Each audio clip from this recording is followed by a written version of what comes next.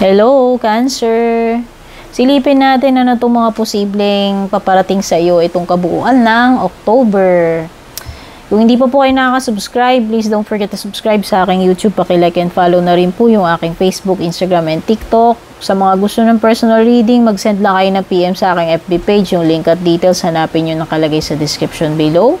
Maraming salamat po sa sumusuporta dito sa aking YouTube, Facebook, Instagram, and TikTok. And maraming salamat din doon sa mga bago dito. Sana ma-enjoy nyo itong ating readings. Cancer, ang overall energy mo itong October. Flag, do not be tempted to lower your standards. Wag na wag ka daw mag-attempt na ibaba yung bandera mo. Cancer, hindi ito yung time na ibaba mo yung standards mo. Wag na wag mo isa-sacrifice yung standards mo. Kung ito yung mga prinsipyo mo sa buhay, yung pagpapahalaga mo sa sarili, it could be anything na may kinalaman sa standards mo. Kung ano man topic yung pinag-uusapan, basta importante na hindi mo ibababa or isa-sacrifice itong mga standards mo. No? Integrity. Okay? Ano pa?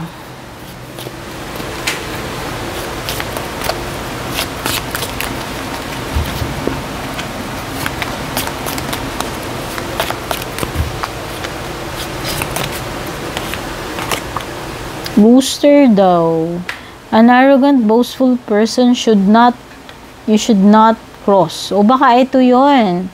Ito yung may encounter mo. That's why may flag. So, kahit gaano kayabang to ka-arrogant, hayaan mo siya. Huwag kang mag-stoop down dun sa level niya.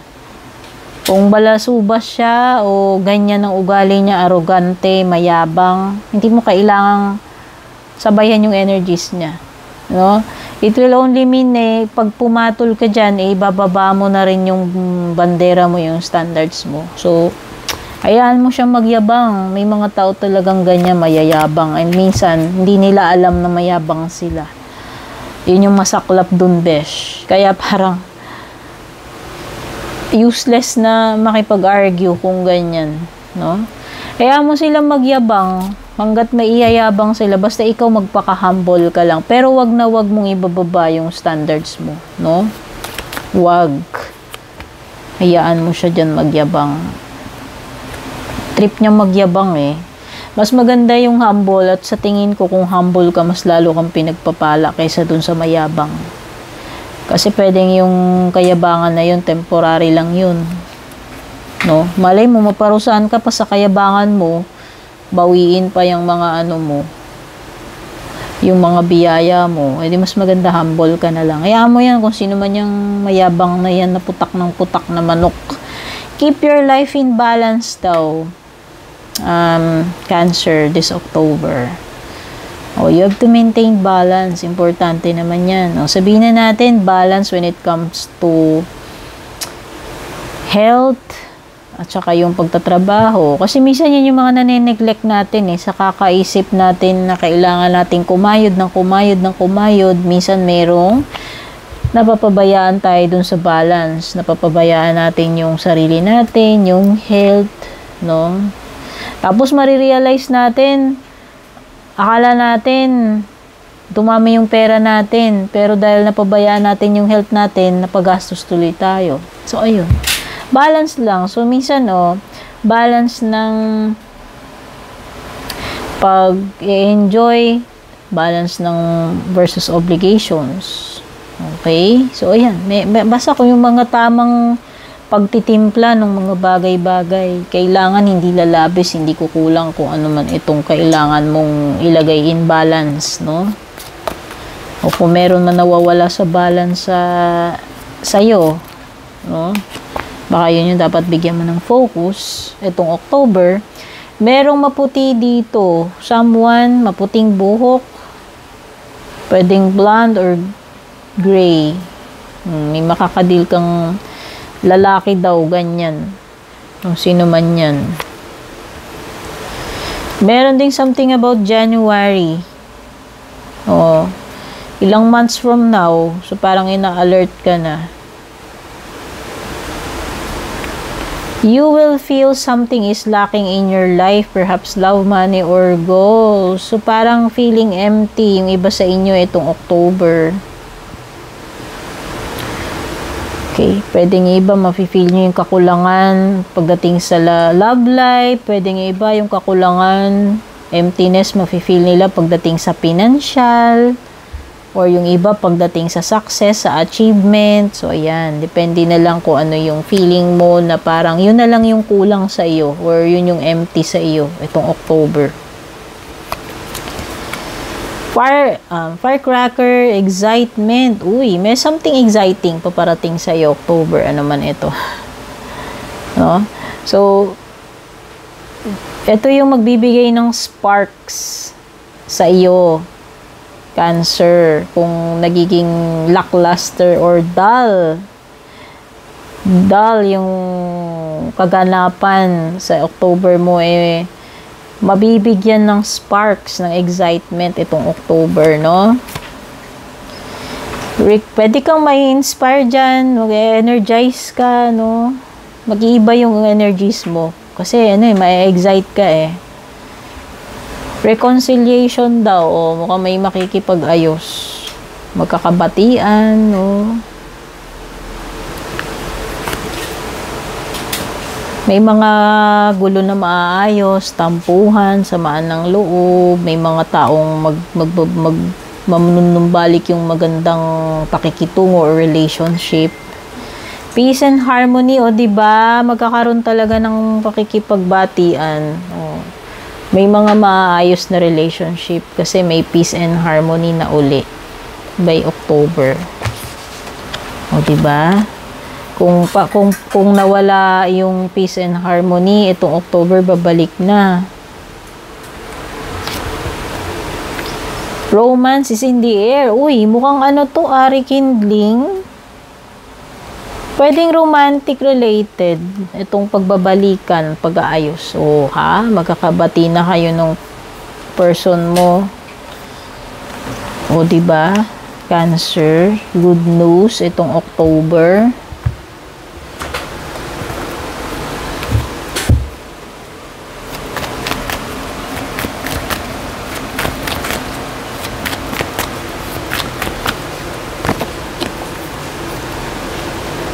Uy, ito na yung momentum mo By October, ayan pwedeng magiging mabilis yung mga pangyayari or ito na yung senyales na kailangan mong i-grab yung opportunity yan. So, pwede may opportunity darating sa iyo.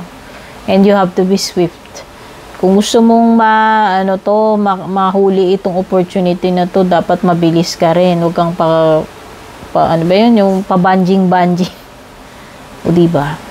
Pwedeng may travel, pwedeng yun nga, nabanggit ko, opportunity or travel. Okay, so parang may dito, parang may paggalaw, may motion merong pag-usad nung, kung ano man itong mga tinutukoy na to, yung may progress, may pag-usad, pagdating sa projects, o kung ano man yung mga ginagawa mo, no? Expect mo na may mga changes at saka progress sa sitwasyon mo. Libra, energy, justice. So, this is about balance again. Dalawang card na yung scales pagdating sa'yo. Manunumbalik yung balance talaga. Kung people treated you unfairly in the past, sa tingin ko by October, makukuha mo na, madeserve mo na itong, marireceive mo na itong balance, yung deserve mo na trato. No? Kung deserve mo na tratuin ng maayos, marangal, kung deserve mo ng justice, yun yung makukuha mo. No? Okay, and also karma will be coming for those, bad karma will be coming for those na nang api sa'yo. Pwedeng ganun. Or ikaw, basta this is karma reaping what you have sown, getting what you deserve, panunumbalik ng balance. Pwedeng decision din ito or anything na may kinalaman sa legal. No? So, kung may mga legal process o mga desisyon ng korte, mga hearing o anything na dadaan sa legal na proseso, ito yun. Okay. So, yun na nga. Ito ay minsan pagiging fair. Kung may mga taong hindi naging fair sa iyo, no, manunumbalik yung justice, yung fair treatment.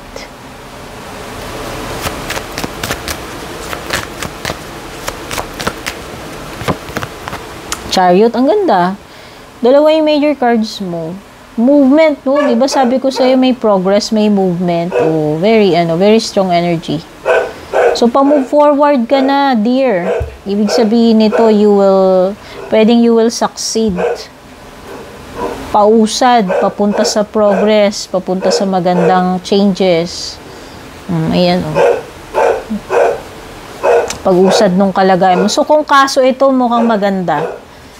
So, kung feeling ko lang kung kaso yung tinutukoy dito, mukhang papabor yung decision sa iyo or may pag-usad doon sa kalagayan ng kaso mo. Kaso mo, may kinalaman man sa legal o yung sitwasyon mo overall, ito yun. Okay? Ang ganda yan. Justice is coming for you. 6, diba? Justice is coming. Kung ano yung binigay mo, yun yung babalik sa iyo. Yun yung sabi ni 6 of Pents. May skills na naman, grabe, very strong yung energy ng Libra at saka yung justice, balance. So, napaka-importante ng hustisya, ng pagbabalanse pagdating sa October mo at mga desisyon. Okay? Kumbaga, ito yung pagiging equal. Yung mga kalimbawa, kung partihan, karapatan, no, pinag-uusapan dyan. Tingin ko makukuha mo yung deserve mo. Pagdating sa love life mo, Cancer, October, tignan natin. Pwedeng may by the way, Cancer energy. Cancer and Libra. Soul contract daw. The lessons I learned from us will never be forgotten. Neglected. I failed to give you what you need. Naku, so mukhang mga lessons learned pagdating sa love life itong October sa iyo. Maliwanag na merong matututo ng leksyon dito na kung hindi siya nag-effort dun sa person niya, whether ikaw yan o yung person mo, magsisisi or marirealize niya itong mga pagkukulang niya, yung mga pagkakamali niya, yung mga dapat niyang gawin pero hindi niya nagawa. Okay? So, yan yung emphasis. Lessons learned pagdating sa love life, no? Pati sa buhay in general, pati ito, yung justice card. So, tignan naman natin, pera, kabuhayan, career mo, Cancer.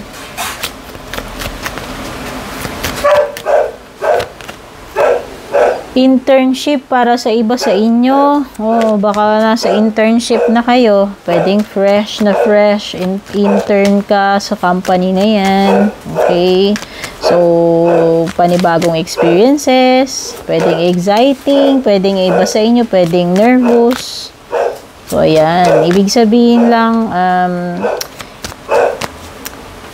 you are paving your way dito sa iyong career. Whether ikaw ay newbie, no? Or bago dito sa company. Hindi natin alam, no? Whatever applies to you, Cancer. Right direction. It seems na tama naman daw yung mga yung mga ginagawa mo. Nandun ka sa tamang direksyon dito sa goal mo. Kumbaga, ibig sabihin, tama yung ginagawa mo. Kailangan mo lang maging persistent, no? Siyempre, importante pagiging persistent. Hindi naman sapat na alam mo lang, tama lang yung goal mo, pero wala kang push through, walang follow up, walang persistence. Kumbaga, dapat nag-show up ka everyday. Yun yung sinasabi dyan, no? So, importante alam mo na you are on the right direction. Okay? So, ito yung mga nakuha kong energies o mga posibleng paparating sa iyo itong kabuuan ng October, Cancer. Thank you so much for being here. Don't forget to comment, like, and share. Take care and God bless.